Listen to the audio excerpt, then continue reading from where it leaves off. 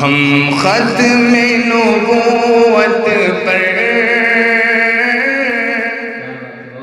بسم اللہ الرحمن الرحیم نحمدہ ونصلی علی رسولہ الکریم اما بعد۔ محترم ناظرین اور سامعین اور وہ تمام بھائی اور بہنیں جو اس وقت تحفظ شریعت کا یہ یوٹیوب چینل دیکھ رہے ہیں، سب سے پہلی بات جو مجھے آپ سے عرض کرنی ہے وہ یہ ہے کہ اللہ نے ہماری زندگی ابتلا اور آزمائش سے پر رکھی ہے۔ دنیا کی زندگی کسی کی بھی چین و سکون کے ساتھ، راحت و آرام کے ساتھ نہیں گزری۔ فقیر ہو یا بادشاہ، مالدار ہو یا غریب، پڑھا لکھا ہو یا بے پڑھا لکھا، ہر ایک کے لیے دنیا کی زندگی امتحانات، مشکلات اور پریشانیوں سے پر رہی ہے۔ کسی شاعر نے کہا ہے، خوشی کے ساتھ دنیا میں ہزاروں غم بھی ہوتے ہیں، کہیں بجتی ہے شہنائی، کہیں ماتم بھی ہوتے ہیں۔ آپ زندگی پر غور کر لیجئے اور دنیا کے انسانوں کے حالات کا جائزہ لے لیجئے۔ کہیں خوشی ہے تو کہیں غم ہے، کہیں کامیابی ہے تو کہیں ناکامی ہے، کہیں صحت و تندرستی ہے تو کہیں بیماری ہے۔ کوئی امتحان میں کامیاب ہو رہا ہے تو کوئی ناکام ہو رہا ہے، کسی کو اپنوں کا ساتھ مل رہا ہے تو کسی کو اپنوں کی جانب سے دکھ اور تکلیف مل رہی ہے۔ غرض یہ کہ زندگی کبھی بھی ایک جیسی نہیں ہوا کرتی، اور اللہ رب العزت کبھی نعمتیں دے کر بندوں کو آزماتا ہے، کبھی نعمتیں واپس لے کر بندوں کو آزماتا ہے۔ اللہ نعمتیں عطا بھی کرتا ہے اور اللہ نعمتیں واپس بھی لے لیتا ہے۔ نعمتوں کے ملنے میں اور نعمتوں کے واپس لے لیے جانے میں بندوں کے لیے اللہ کی جانب سے آزمائش اور امتحان کا موقع ہوتا ہے۔ ایسے موقع پر وہ لوگ کامیاب ہوتے ہیں جو نعمتوں کے ملنے پر اللہ کا شکر ادا کرتے ہیں، اور وہ لوگ ناکام ہوتے ہیں جو نعمتوں کے ملنے پر خدا کی نافرمانی کرتے ہیں۔ اسی طرح وہ لوگ بھی کامیاب ہیں جو نعمتوں کے واپس لے لیے جانے پر صبر کرتے ہیں، اور وہ لوگ ناکام ہیں جو نعمتوں کے واپس لے لیے جانے پر اللہ سے شکوہ اور شکایت کرتے ہیں۔ اس وقت تو ہمارے اپنے ملک ہی نہیں، پوری دنیا کے جو حالات ہیں وہ آپ کے سامنے ہیں۔ جہاں تک میں جانتا ہوں، پوری انسانی تاریخ میں دنیا اور دنیا والوں پر ایسے سخت ترین حالات کبھی نہیں آئے جیسے گزشتہ 2 اور 3 مہینوں سے آئے ہوئے ہیں۔ ایک معمولی سے بیماری کے ذرے اور جراثیم نے پوری دنیا کے نظام کو الٹ اور پلٹ کر رکھ دیا ہے، اور ایک لحاظ سے چاند پر پہنچ جانے والے انسان کو خدا کے آگے گھٹنے ٹیکنے پر مجبور کر دیا ہے۔ ان حالات نے دنیا والوں کو بہت کچھ سبق بھی دیا ہے، پیغام بھی دیا ہے۔ بہت سارے افراد وہ ہیں جنہوں نے ان حالات سے بہت کچھ سبق حاصل کیا ہے، اور یہ سبق انہیں آئندہ زندگی میں کام آئے گا۔ لیکن کچھ لوگ وہ ہیں جو ان حالات سے انتہائی عاجز اور پریشان ہو چکے ہیں، اور پھر پریشانی کے عالم میں وہ ایک انتہائی قدم اٹھاتے ہوئے خودکشی کی راہ پر چل رہے ہیں۔ جب سے کرونا وائرس آیا ہے، بیماری کم اور بیماری کا ڈر اور خوف لوگوں پر زیادہ مسلط ہے۔ بہت سارے لوگوں نے محض اس بیماری کے ڈر سے ہاسپٹل میں رہتے ہوئے خودکشی کر لی، اپنے گھر میں رہتے ہوئے خودکشی کر لی، یا پھر اپنی جگہ سے بھاگتے ہوئے خودکشی کر لی۔ یہ جو عمل ہے یہ انسان کی کم ہمتی اور اس کی بزدلی کو بتاتا ہے۔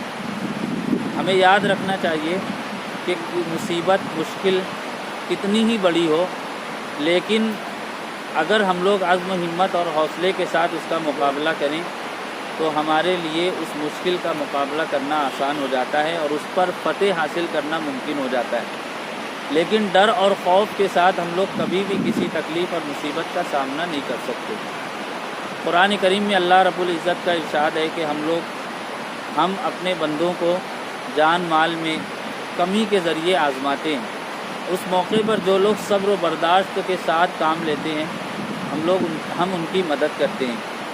موجودہ حالات میں ہمیں سب سے پہلے صبر کا دامن تھامنا ہوگا، اپنے اندر قوت برداشت پیدا کرنی ہوگی، اور بیماریوں اور مشکلات سے لڑنے کا حوصلہ اپنے اندر پیدا کرنا ہوگا۔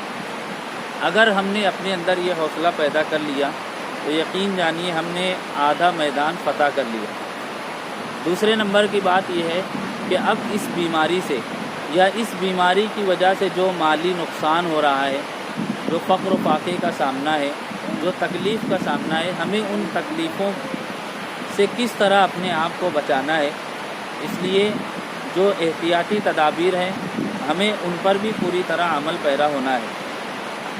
ہم لوگ دیکھ رہے ہیں کہ جہاں قانون کی طرف سے معمولی سی ہمیں چھوٹ ملتی ہے یا پولیس محکمے کی طرف سے معمولی سی ڈھیل ملتی ہے تو ہم لوگ اس کا ناجائز فائدہ اٹھاتے ہوئے بے احتیاطی کی راہ پر چل پڑتے ہیں اور اپنے آپ کو ہلاکت میں ڈالتے ہیں۔ گزشتہ دنوں ہمارے شہر مالیگاؤں کے جو حالات تھے وہ آپ کے سامنے ہیں۔ یہی حالات اس وقت بھیونڈی شہر، جلگاؤں اور ناسک ضلع کے حالات ہیں۔ ان حالات میں ہم نے جو صبر و برداشت کا مظاہرہ کیا، اب حالات جب شہر مالیگاؤں کے سنور چکے ہیں تو ہمیں مزید احتیاطی تدابیر کے ساتھ اپنا وقت گزارنا چاہیے۔ گزشتہ دنوں ہمارے شہر مالیگاؤں میں خودکشی کے کئی واقعات پیش آئے، جس کی بنیادی وجوہات پر غور کیا جائے تو سب سے پہلی وجہ یہ معلوم ہوئی کہ کرونا وائرس کے نتیجے میں جو کاروبار بند ہوئے اور لوگوں کو فقر و فاقے کا سامنا ہوا تو اس غربت اور تنگ دستی سے پریشان ہو کر کچھ لوگوں نے خودکشی کر لی۔ بعض خواتین نے بھی خودکشی کی، جس کی وجہ یہ معلوم ہوئی کہ آپسی تنازع، مثال کے طور پر میاں اور بیوی کے آپسی تنازع کی وجہ سے یا ساس بہو اور نند کے جھگڑے کی وجہ سے خودکشی کے یہ افسوسناک واقعات پیش آئے۔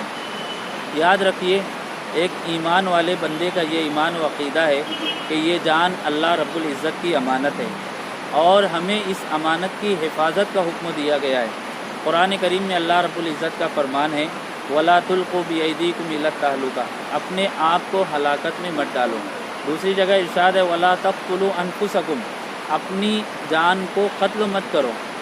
تو قرآن کی روح سے خودکشی کرنا، اپنے آپ کو ہلاک کر لینا حرام ہے، گناہ کبیرہ ہے۔ نبی کریم صلی اللہ علیہ وسلم کے پاس ایک جنازہ لایا گیا، ایک ایسا جنازہ کہ اس شخص نے اپنے ہی تیر کے ذریعے اپنے آپ کو ہلاک کر لیا تھا۔ اللہ کے رسول صلی اللہ علیہ وسلم نے اس شخص کی نماز جنازہ پڑھنے سے انکار کر دیا۔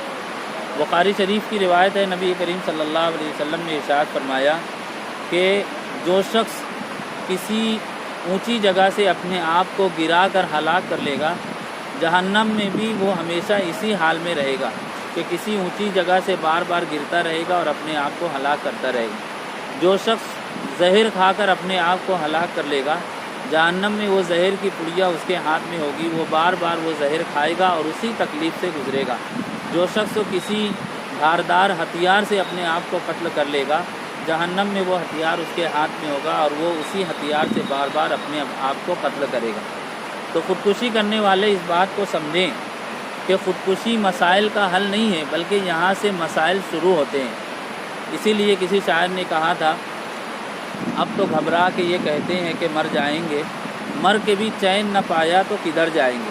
پھر خودکشی کرنے والوں کو یہ سوچنا چاہیے کہ وہ اپنے آپ کو قتل کر کے یہ سمجھ رہے ہوتے ہیں کہ انہوں نے تکلیفوں اور مصیبتوں سے اپنے آپ کو بچا لیا، لیکن ان کے دنیا سے چلے جانے کے بعد ان کے ماں باپ، ان کے بھائی بہن، ان کے بیوی بچے یا ان کے شوہر کا کیا حال ہوتا ہے اور ان کا پرسان حال کون ہوگا۔ اس لیے میں اپنے تمام نوجوان دوستوں سے، اپنی عزیز بہنوں سے اور وہ تمام افراد سے جو کسی بھی مشکل پریشانی اور ذہنی دباؤ کا شکار ہیں، یہ گزارش کروں گا ہمت اور حوصلے سے کام لیں اور آئے ہوئے حالات سے گھبرانے کے بجائے پوری طاقت و قوت سے ان کا مقابلہ کریں۔ خودکشی جیسا کوئی بھی قدم اٹھانے سے گریز کریں اور یاد رکھیں کہ یہ ناپسندیدہ موت ہے، اور علماء کرام نے یہاں تک یہ بات لکھی ہے کہ اگر کوئی شخص خودکشی کر لے تو معاشرے کے مہذب، سنجیدہ، تعلیم یافتہ، متقی اور پرہیزگار افراد کو اس کے جنازے میں شریک نہیں ہونا چاہیے، تاکہ دوسرے لوگوں کو یہ پیغام ملے کہ یہ جو موت مرا ہے یہ ایک حرام اور ناپسندیدہ موت مرا ہے۔ اس لیے میں اس یوٹیوب چینل کے ذریعے اپنے تمام ناظرین اور سامعین سے گزارش کروں گا کہ ہمت اور حوصلے کے ساتھ حالات کا مقابلہ کریں. اور آخر میں میں یہ گزارش بھی کروں گا کہ خودکشی کے جو اسباب ہیں ہم ان پر بھی غور کریں. آج ہمارے گھریلو جھگڑے، خاندانی ناچاکیاں، میاں بیوی کے اختلافات، بھائی بہنوں کا آپس کا ٹکراؤ، یا پھر معاشی تنگ دستی اور غربت، یہ وہ تمام چیزیں جو انسان کو خودکشی جیسے عمل پر مجبور کرتی ہیں. اس لیے ہم لوگ اپنے آپ کا، اپنے گھر کا، اپنے سماج اور معاشرے کا جائزہ لیں، اور جہاں یہ خرابیاں جو خودکشی کا سبب ہیں پائی جا رہی ہیں، ہم ان خرابیوں کو بھی دور کرنے کی کوشش کریں. دل سے یہ دعا کرتا ہوں کہ آئے ہوئے ان حالات میں اللہ رب العزت ہمیں صبر و استقامت اور قوت برداشت نصیب فرمائے، اور اللہ رب العزت اس بیماری کا، اس کے جراثیم کا اور اس کے ذریعے ہونے والے نقصانات کا خاتمہ فرمائے، اور اس یوٹیوب چینل کو دیکھنے والے تمام ناظرین اور سامعین کے جو بھی حالات، مسائل اور پریشانیاں ہوں، اللہ انہیں بہتر طریقے پر جانتا ہے. دعا کرتا ہوں کہ اللہ ہم سب کے حالات اور مسائل کو درست فرمائے، اور اللہ ہماری دنیا بھی بنا دے اور آخرت بھی سنوار دے. وآخر دعوانا ان الحمد